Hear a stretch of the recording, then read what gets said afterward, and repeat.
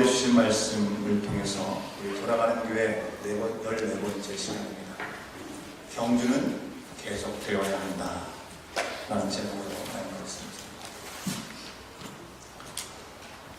아프리카 속담에 이런 말이 있습니다. 나무를 심어야 할 가장 좋은 시기는 20년 전이었다. 그 다음으로 좋은 시기는 바로 지금이다. 이런 말이 있습니다. 뭘 얘기하는 걸까요? 현재가 참으로 중요하다라는 얘기를 하는 것이죠. 우리가 늘 생각하면서 경험하는 것처럼 늦었다고 생각하는 때가 가장 빠른 때다라고 얘기하지 않습니까? 이 속담을 우리의 상황 속에 적용해서 해석을 해보자면 이렇게 생각해 볼 수 있을 것 같습니다. 20년 전에 나무를 심지 않았다면 우리는 오늘 새로운 나무를 심고 이 나무가 자라서 열매를 맺기까지 그 시간을 기다려야 할 것입니다. 하지만 이미 20년 전에 나무가 심겨졌기 때문에 오늘 이 자리에 우리가 있다고 생각할 수 있는 것이죠. 여러분, 이런 사실 때문에 지금도 우리 눈앞에 보이는 당장의 유익과 상관없이 우리 가운데 허락하신 시간에 충실하고 최선을 다하는 것이 너무나 중요하다고 하는 것입니다. 우리 교회가 주님의 뜻하신 교회 가운데 20여 년 전에 이 땅에 이곳에 교회가 세워졌습니다. 그 당시에 아주 힘겹게 공부하던 우리 간호사분들, 간호사 유학생들, 당장의 급한 학업, 또 생활로 인해 참으로 힘들고 어려운 시간을 보냈겠지만 만약 그 시간에 그 어려움으로 인해서 이 예배 시간, 예배 자리를 포기했다고 한다면 또 16년 전에 고 이성환 은퇴 목사님과 사모님께서 이곳에 부임하여서 지금과 같이 사실 교민이 지금처럼 많지는 않았습니다. 어려운 상황에서도 밥을 지어가시면서 언제 떠날지 모르는 이 유학생들 격려하고 이 믿음의 공동체가 온전히 세워질 수 있도록 독려하시지 않았다면 과연 오늘 이 시간이 우리 가운데 허락되었을까 돌아보게 됩니다. 20살이 되고 이제 21살이 되었습니다. 여러분, 우리 교회가 그동안에 꽃길만은 걸었던 것은 사실 아니죠. 여러분 다 아시는 것처럼 나무가 심어지고 가지가 견고해지고 꽃이 피고 열매를 맺기까지 그만큼의 인고의 시간이 필요한 것처럼 연약한 시간도 있었고 진통의 시간도 있었고 위기의 순간들도 분명히 있었습니다. 좋고 평안한 때보다는 힘들고 어렵고 괴로운 시간들이 오히려 더 많았을지도 모르겠습니다. 주님의 부르심에 온전히 응답하지 못하고 그저 사랑 중심의 공동체가 되어서 여러 가지 힘들고 어려운 시간들도 분명히 있었습니다. 주의 부르심에 응답하느라고 이 세상과 대적하고 영적인 실험하는 시간 때문에 힘들고 어려운 시간들도 있었습니다. 그리고 여전히 스스로 불안전한 우리들이 성령의 인도를 받지 않고 우리의 미혹된 우리의 욕심 때문에 성령의 인도하심을 온전히 구하지 못해서 넘어지고 쓰러지고 연약한 모습 가운데 씨름하게 되는 그런 모습들이 여전히 우리 가운데 있음을 돌아봅니다. 여러분, 누군가가 볼 때 참 교회답다 그런 말보다는 아니 교회가 왜 저래? 이런 말을 우리는 끊임없이 앞으로도 들을 것입니다. 예수님께서 다시 오실 때까지 그런 이야기는 아마 반복될 것입니다. 그러나 힘겹고 어렵더라도 그 당시의 유익만을 생각하지 않고 씨름하면서 나무 한 그루를 심는 마음으로 씨를 뿌리고 심는 사람이 존재한다고 한다면 바로 지금과 같은 20년 후에 열매를 맺는 놀라운 일들은 계속 이어질 것입니다. 만약 예수님께서 그 전에 오시지만 않는다면 분명히 그런 열매를 맺게 될 것입니다. 여러분, 오늘 말씀 히브리서 12장 1절 말씀 뭐라고 얘기합니까? 이러므로 우리에게 구름과 같이 둘러싼 허다한 증인이 있다라고 말씀하고 있습니다. 그래서 증인이라고 표현되어 있는데요. 이 증인은 영어의 말에 순교자라는 그런 말과 같은 단어를 쓰고 있습니다. 순교자라는 말로 발전된 언어입니다. 여러분, 증인이라고 하면 우리가 그냥 보게 되는 것, 목격하는 정도를 생각하지만 여기서 얘기하는 것은 바로 순교자라고 하는 것은 우리보다 앞서서 믿음으로 나무를 심은 자들입니다. 그냥 나무를 심고 내팽겼던 것이 아니라 자신의 생명을 아끼지 않고 자신의 유익을 구하지 않고 자신의 삶을 내어던져서 진리 되신 말씀을 사랑하고 끝까지 지켰던 사람들을 의미하는 것입니다. 그런 그들이 몇 명 있었다고 오늘 말씀을 얘기합니까? 우리에게 구름같이 둘러싼 허다한 증인들이 있었다고 말씀하고 있습니다. 구름같이 둘러싼 많은 사람들이 있다고 얘기하고 있습니다. 여러분, 마치 오래전에 순교자들이 원형 경기장 안에 죽어갈 때 수많은 군중들이 구름대처럼 모여와서 그들을 보고 있었던 장면을 우리는 상상해 볼 수 있는 것이죠. 순교자들이 죽을 때 실제 관중들은 그들을 동조하고 그들을 위로하는 것이 아니라 구경꾼으로, 반대자로 비난하는 자리에 있었습니다. 현재 이 히브리서 말씀을 듣고 있는 유대인 그리스도인들은 관중처럼 수많은 사람들에게 에워싸여서 비난을 당하고 공격을 당하고 죽임을 당할 수밖에 없는 위기 상황이 있었기 때문에 그들이 믿음이 흔들리는 상황이었다고 하는 것입니다. 하지만 오늘 말씀을 통해서 우리에게 구름같이 둘러싼 허다한 증인들이 있다고 말씀하고 있는 것이죠. 순교자들이 있다고 말씀하고 있습니다. 지금 당장 우리 눈에 보이는 것과 달리 이것은요, 이미 수천 년 전부터 바로 아벨로부터 거슬러 올라가는 시간부터 그 이에 믿음의 사람들의 이야기는 시작되었고, 오늘날에도 그 이야기는 멈추지 않고 네버엔딩 스토리로 계속 이어지고 있는 것이죠.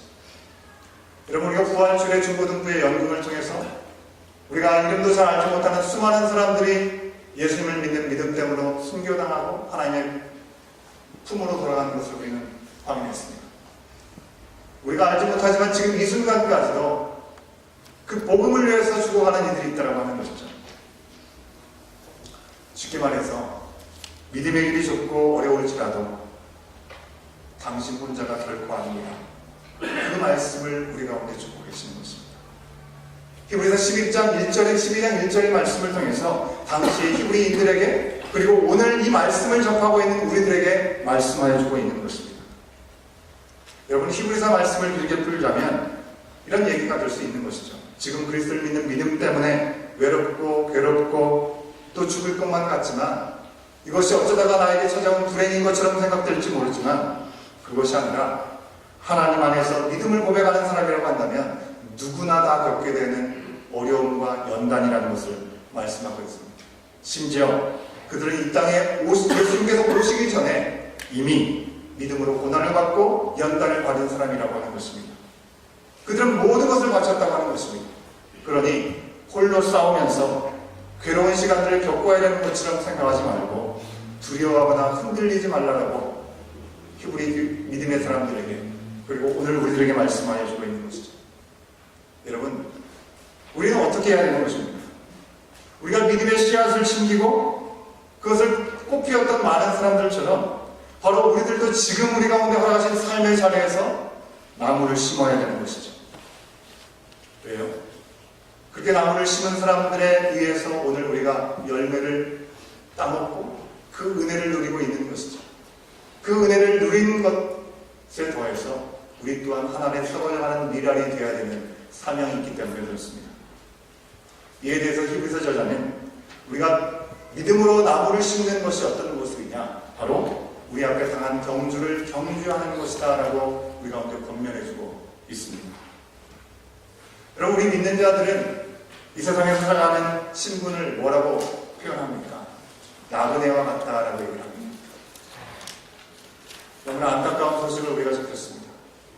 지난 금요일날 교통사고로 인해서 우리 은퇴하신 고 이성환 목사님, 하나님께서 건강하셨습니다.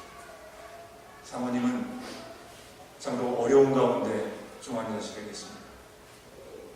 너무나 건강하셨고 정말 어느 때보다도 평안해 보이시는 귀한 모습이었는데 어느 순간 하나님께서 불러가셨습니다. 여러분, 우리가 아무리 건강하다 할지라도 오늘 우리 가운데 주어진 시간은 내일이 보장된 시간이 아니라고 하는 것입니다. 하나님의 허락하심 안에서 가능한 것이죠. 나그네와 같은 인생임을 우리는 깊이 다시 한번 돌아보게 됩니다. 하지만 오늘 말씀에서는 우리를 나그네와 같은 인생이라고 얘기하지 않고 경주자라고 말씀하고 있다고 하는 것입니다.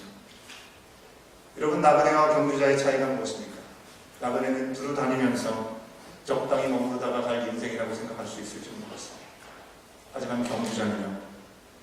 결승점을 알고 그 결승점을 향해서 끊임없이 달려가는 사람인 것이죠.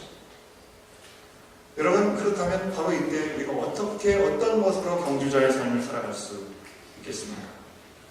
1절 말씀의 중반절 이후에부터 말씀해 보면 첫 번째로 바로 무거운 것과 얽매이기 쉬운 것을 벗어버려야 된다라고 말씀하고 있습니다. 고대 헬라 지역에서는 운동 경기가 아주 성행했습니다. 아주 오락 프로그램이라고 생각했었던 것 같습니다. 그런데 운동장에서 달리는 사람들이 조금이라도 더 좋은 성적을 거두기 위해서 알몸으로 달렸다고 합니다. 그래서 그때 당시에는 여성들은 아예 경기장에 출입이 금지되었다고 하죠. 여러분, 오늘날에는 그렇지 않죠. 모든 사람들이 이 경기장에 입장하기 때문에 유니폼을 입게 되었습니다. 유니폼도 특수 재질로 만들었습니다. 최첨단 과학의 기술이 동원되어서 만들었죠.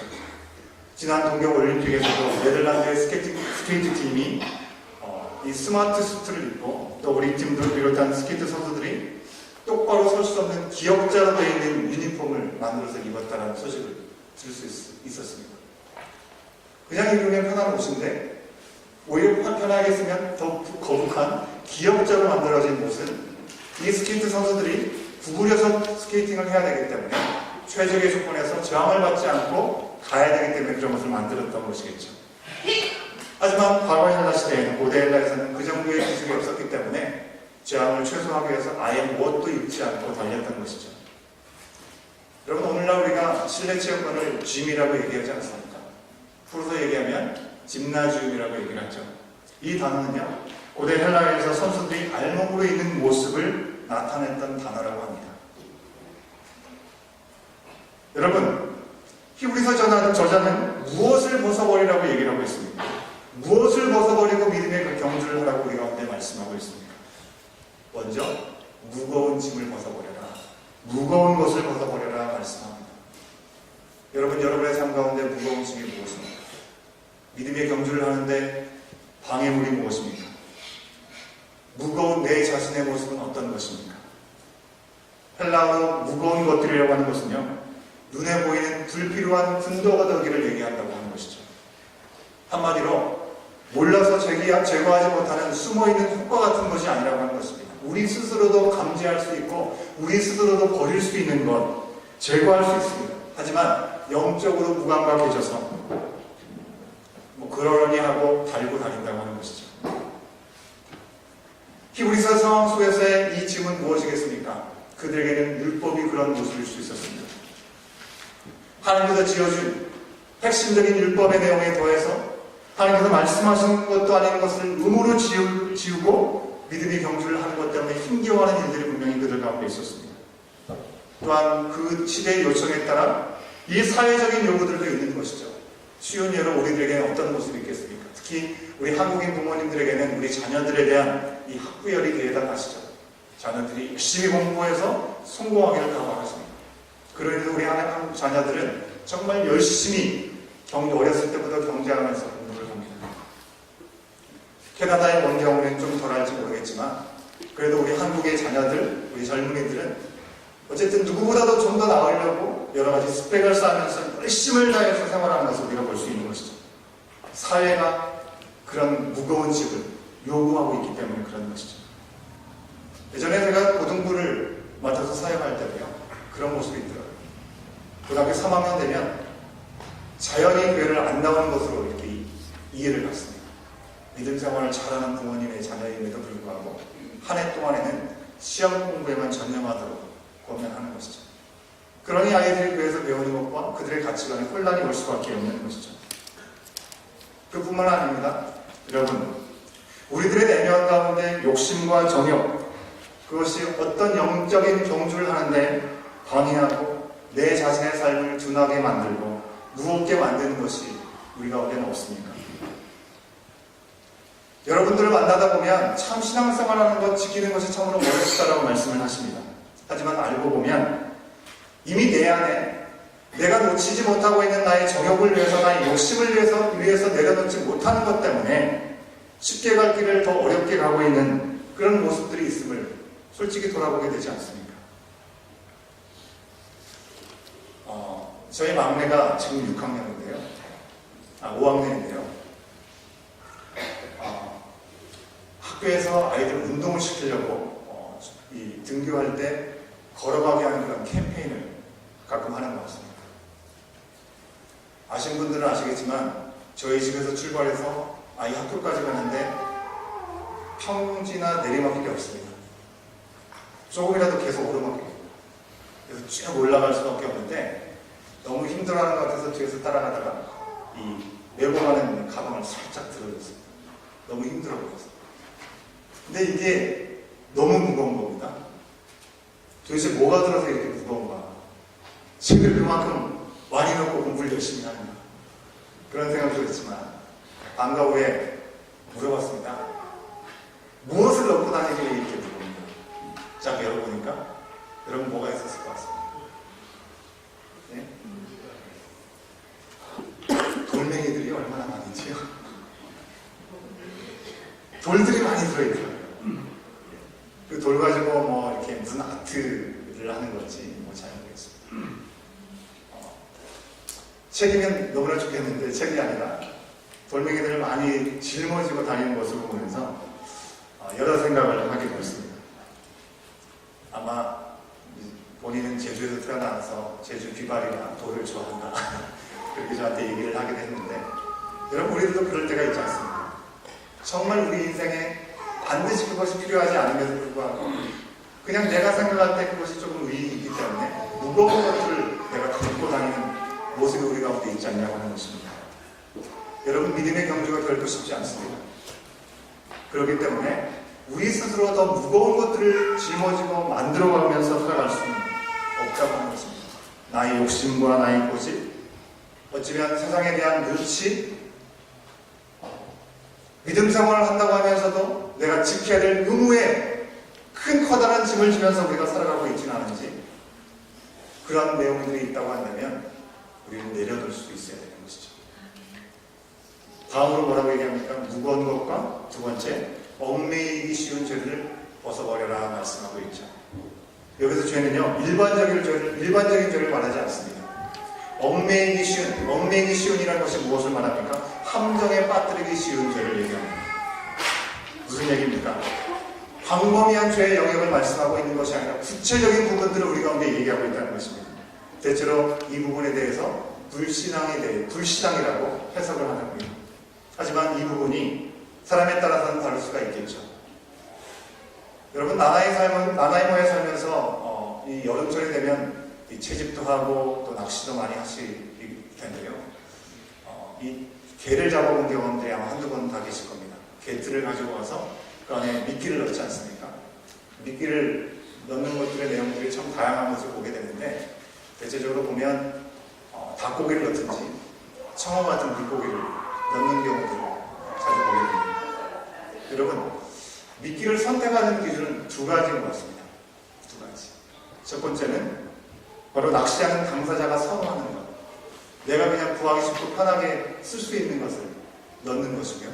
두 번째는 낚시의 대상, 그것이 물고기가 됐든 어떤 종류가 됐든 그것이 정말 좋아하는 미끼, 그것을 미끼로 사용하게 되는 것이죠.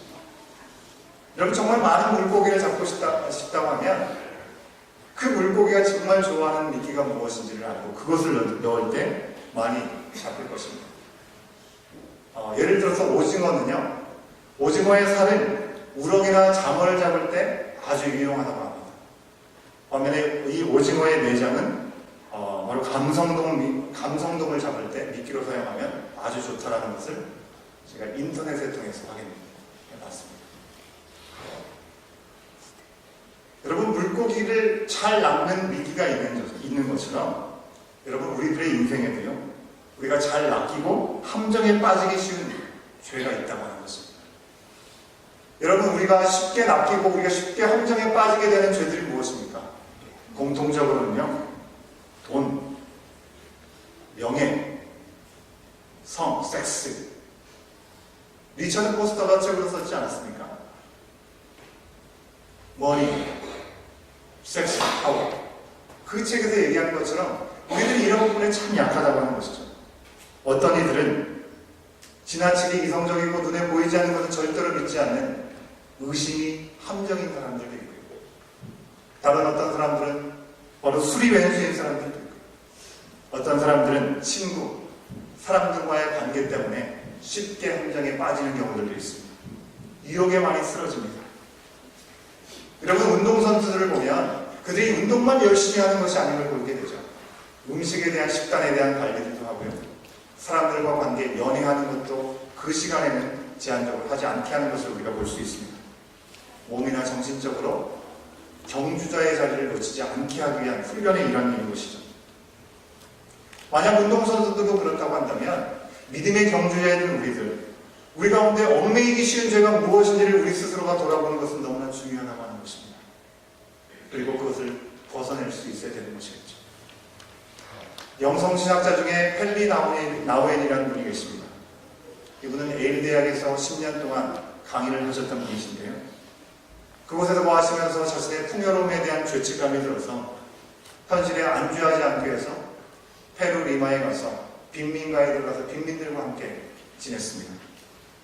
그 후에 하버드 대학에서 강의를 하게 되었지만 그곳에서도 진정한 영적인 평안을 누리지 못하고 토론토에는 네이브레이크라는 공동체에 들어가서 장애인들과 함께 지내면서 하나님을 만나는 은혜를 경험했다고 그는 고백하고 있습니다. 여러분, 우리가 물질 만능주의 시대에 살아가고 있습니다. 진리를 왜곡하는 시대 가운데 우리가 살아가고 있습니다. 이 시대에서 그저 적당히 안주하고 풍요로움에, 교만함에 우리가 영적으로 우리 자신을 둔하게 하고 양심을 그저 굳어버리게 만든다고 한다면 우리는 얽매이기 쉬운 죄, 그것을 벗어버리고 믿음의 경주의 자리에 나갈 수 있어야 됩니다. 여러분, 우리의 믿음의 경주를 방해하는 것들, 버려야 되는 것들 무엇일까요? 우리의 모든 두려움과 고집과 교만한 마음들, 또 영적으로 나태하고 결단하지 못하고 말로는 쉽게 하면서도 행동에 이르지 못하는 그 모든 거짓 믿음들을 우리는 버려야 하는 것이죠. 우리의 믿음의 경주에 있어서 무거운 것과 얽매이기 쉬운 죄를 벗어버리라 말씀입니다. 두 번째로는요, 바로 이때를 위한 믿음의 경주를 위해서 인내할 것을 하반절에서 얘기하고 있습니다. 인내로서 우리 앞에 당한 경주를 경주하라고 말씀하고 있죠. 여기서 인내는요, 원어상의 의미로는 일정한 입장을 끝까지 고수하는 것을 의미한다고 말씀하고 있습니다. 즉, 인내란 주어지는 대로 운명을 받아들이는 것을 인내라고 얘기하지 않습니다. 그저 만사를 체념하고 나는 모르겠습니다, 하나님 알아서 하십시오, 그것이 인내가 아니라는 것입니다. 비록 극심한 반대가 우리 가운데 밀려올지라도 멈추거나 포기하지 않고 가던 길을 적극적으로 인내하면서 가는 것을 우리 가운데 요청하고 있는 것입니다. 제가 일전에 책 한 권을 소개했었는데요, 바로 쉬운 예수는 없다라는 책입니다. No Easy Jesus라는 영화의 제목을 가지고 있는 책인데요, 거기서 그리스도에는 그릿이 필요하다라는 말씀을 드렸습니다. 그릿이라는 것은 최근 사회적으로 성공한 사람에게 가장 필수적인 성품을 얘기하는 것입니다. 여러분, 세상적으로, 사회적으로 성공하려면 무엇이 중요하다고 생각합니까? 머리가 좋아야 된다고 생각하죠. 높은 IQ, 사람들과의 많은 이 네트워킹에 대한 인맥 중요하다고 생각합니다. 나만이 갖고 있는 특별한 이 탤런트, 그것도 중요하다고 생각합니다. 하지만 그것보다 더 중요한 것이 바로 그릿이다. 그릿이 있어야 성공한다라고 그 책은 얘기합니다. 그릿이라고 하는 것은요, 매우 장기적인 목표를 가지고 달려가는 가운데 열정과 끈기, 그것이 바로 그릿이라고 표현하는 것입니다. 사회적으로 성공하는데 그릿이 필요하다고 한다면 영적인 장거리의 경주에 있어서 최후 승리의 길을 가기 위해서 우리 가운데 영적인 그릿이 필요한 것이죠. 가장 가치 있고 가장 소중한 표대를 향해서 달려가는 경주에 끈기와 열정이 필요하다고 하는 것입니다. 여러분, 그동안 많은 사람들이 교회를 다니면서 세상에서 잘되고 인정받는 것이 가장 중요한 거라고 생각하면서 살아왔습니다. 개인의 삶도 마찬가지고 세상에서 일터에서 성과도 마찬가지고 교회도 번영하고 또 성공하는 것에 치중하면서 달려왔던 모습을 솔직히 돌아보게 되죠. 하지만 오늘 말씀은 성경의 전반적인 내용은 우리 가운데 지금 잘 살아라, 그렇게 이야기하지 않습니다. 지금 믿고 지금 인내하고 지금 주님을 따르는 것, 그것이 우리 가운데 허락된 것이고 믿음의 경주이지만 그 길을 간다 해서 지금 당장 우리가 열매를 맛보고 열매를 볼 수 있다라고 말씀하고 있지는 않습니다. 오히려 성경은요, 구름대 같은 믿음의 증인들이 믿음의 경주를 완주한 것에 이어서 오늘날 그 믿음의 경주는 우리 가운데 이어지고 있다고 말씀하고 있습니다. 여러분, 순교한 자들이 그들의 죽음과 함께 아무런 열매를 맺은 것처럼 보이지 않았습니다. 죄송한 표현이지만 개죽음을 당한 것처럼 그들은 끝났습니다. 하지만 그들의 뒤를 이어서 하나님은 당신의 때 그 일들을 온전케 이루어가시는 것이죠. 우리에게도 똑같다고 하는 것입니다. 우리가 믿음의 경주를 할 때 그 열매를 우리가 맛보지 못한다 할지라도 그 길은 우리를 통해서 이어져 가야 되는 길임을 우리 주님은 오늘 이 시간에 우리 가운데 다시금 말씀하여 주고 계시는 것이죠. 여러분, 믿음의 경주는 장거리입니다. 지난 동계올림픽을 잠시 보니까 이 피겨스케이팅의 이 스피드 스케이트의 팀 추월이라는 종목이 있더라고요. 3명이 한 팀이 되어가지고 서로 열심히 달려가다가 좋은 성적을 거두는 것이 이 목적인데요. 하계 올림픽에서는 마라톤이 있죠. 장거리 선수들이 임하는 그 레이스에는 처음부터 끝날 때까지 무조건 1등을 해야 된다고 고집하면서 달려가는 사람들을 볼 수 있었습니다. 그들은 긴 목표점을 바라보면서 마지막에 최선의 결과를 내기 위해서 거기에 포커스를 맞춰서 가는 것을 보게 되는 것이죠. 우리도 마찬가지입니다. 믿음의 경주는 매 순간 우리가 1등을 하고 누군가에게 인정을 받고 칭찬을 받는 것, 박수를 받는 것, 거기에 초점이 있어서는 안 된다고 하는 것입니다. 우리는 인내하면서 오직 예수 그리스도, 예수 그리스도께만 우리의 초점이 들어야 될 줄 알았습니다. 이것이 믿음의 경주를 위한 세 번째 가장 중요한 요소라고 하는 것입니다. 여러분, 경주자가 결승점을 알지 못하고서는 그 경주를 제대로 완주할 수 없습니다. 믿음의 경주자도 마찬가지죠. 우리가 어디를 향해 가고 있는지 목표점을 제대로 알고 바라보면서 달려가야 한다고 하는 것입니다. 참 황당한 무슨 일들이 5년 전에 있었습니다. 5년 전에 영국에서 마라톤이 있었는데요. 1등을 제외한 나머지 모든 사람들이 실격패를 당하는 일들이 있었습니다. 기사를 보신 분들이 있을지 모르겠는데요. 이 2위와 3위를 다투면서 달려가는 사람들이 마지막 부분에서 이 레이스의 길을 잘못 들어선 것입니다. 그러다 보니까 그 뒤를 따라오던 모든 사람들이 잘못된 길을 따라가게 된 것이죠. 40km가 넘는 길을 열심히 달려왔는데 마지막 200여 미터를 채우지 못해서 모두가 실격당하고 말았다고 하는 것입니다. 참으로 어이없고 황당한 일이 아닐 수 없는 것이죠.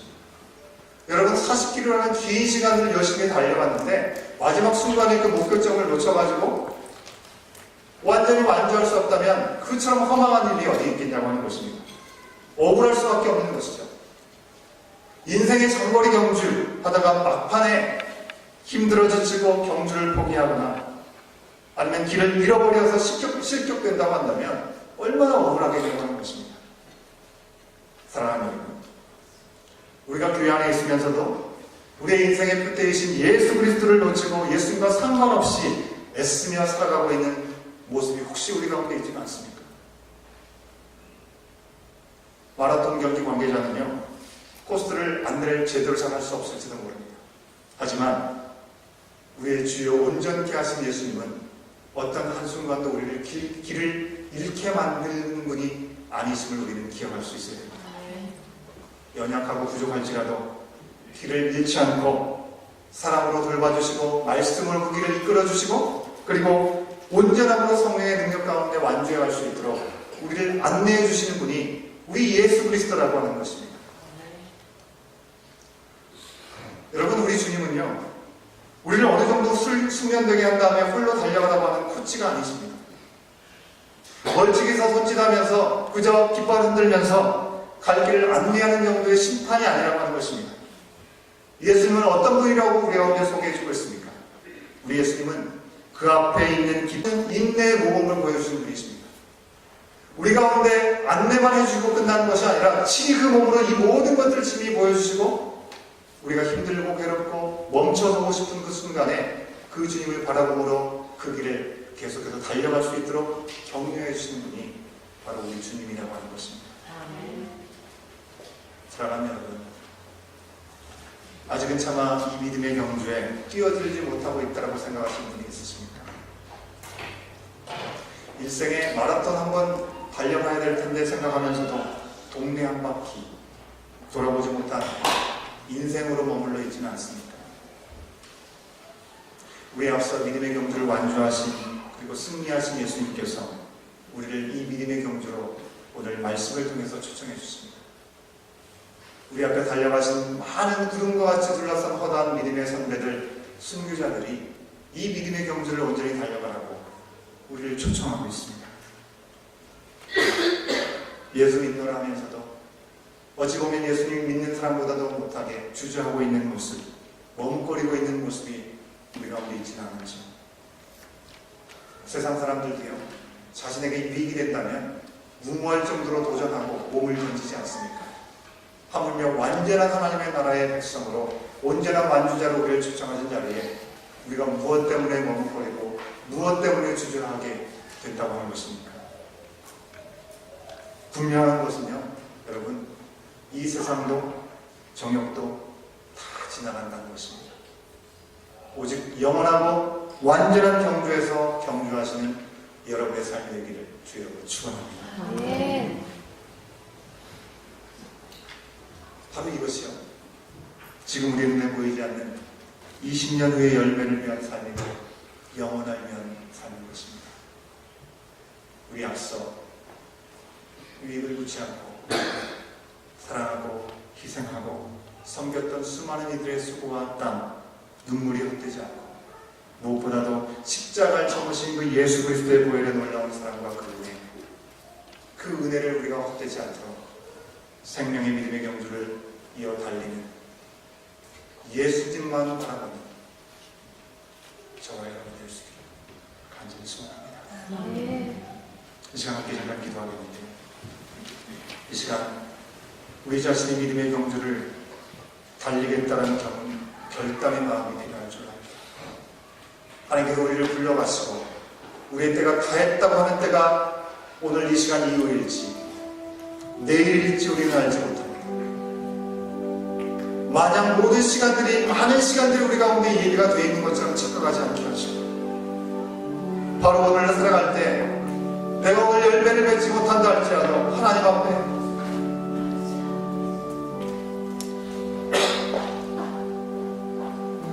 부끄러움이 없는 삶으로 들이며 나갈 수 있도록 기도하기 바랍니다. 우리 자신을 위해서 주 앞에 드리며 기도하기 전에 우리 하나님 환인장로를 위해서 지난 16년 동안 주의 영광을 위해서 좋을 때나 어려울 때나 믿음으로 섬기신 우리 고 이성환 목사님이 영원 주님 받으신 줄 믿고 기도하기로 합니다. 또한 아직은 의식이 없어서 병상에 계신 우리 이정희 사모님, 주여 온전히 회복시켜 주시옵시고 살려달라고 기도해야겠습니다. 갑작스러운 어려움으로 슬픔에 잠겨있는 유족들, 우리 교회 가족들에게 하늘의 평강과 위로를 더하여 주시기를 우리 함께 기도해야 되겠습니다. 우리의 믿음의 경주를 위한 결단의 기도, 그 말씀이 우리를 통하여 주장해달라고 이 모든 기도 제목들을 주 앞에 온전히 올려드리며 우리가 간절한 오늘 이 시간 함께 잠깐 기도하는 시간 갖도록 하겠습니다. 함께 기도하시겠습니다. 아버지 하나님, 이 시간 간절히